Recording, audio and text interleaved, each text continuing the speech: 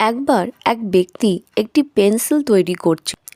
পেন্সিলটি তৈরি শেষ হওয়ার পর তিনি এটিকে বাক্সে রাখার জন্য এটিকে উদ্দেশ্য করে বললেন, তোমার জীবনের পথে সফল হওয়ার জন্য কিছু গুরুত্বপূর্ণ কথা আমি তোমাকে বলতে চাই।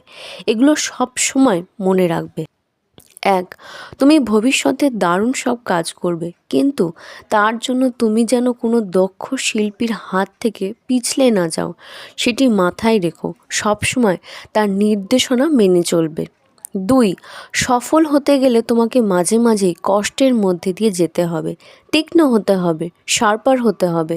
এটা হয়তো তোমাকে কষ্ট দেবে, কিন্তু এর ফলে তুমি আরও সূক্ষ্ম ও ধারালোভাবে কাজ করতে পারবে। 3. তুমি জীবনে চলার পথে যা কিছু ভালো করবে তা সবসময় শুধরে নেওয়ার সুযোগ থাকবে। 4. তোমার বাহ্যিক রূপ দেখতে যেমনই হোক, সবসময় মনে রেখো তোমার জীবনের সব থেকে গুরুত্বপূর্ণ অংশ তোমার ভিতরের দিকে, অর্থাৎ তোমার ভেতরে লিড। 5. সবশেষে তুমি যেখানেই যাও, যাই করো, সবসময় কিছু একটা ছাপ ফেলে যাবে। তোমার কাজের মাধ্যমেই তুমি স্মরণীয় হয়ে থাকবে।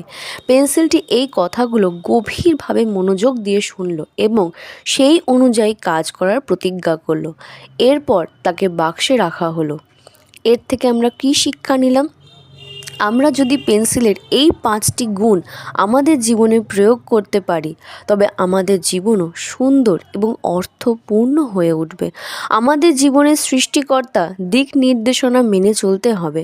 কষ্টের সময় ধৈর্য ধরে নিজের দক্ষতাকে বাড়াতে হবে। ভুল থেকে শিক্ষা নিয়ে নিজেকে শুধরে নিতে হবে এবং নিজের ভেতরের প্রতিভাকে সবসময় মূল্য দিতে হবে। আর সবসময় কোনো একটা ছাপ রেখেই এগিয়ে যেতে হবে।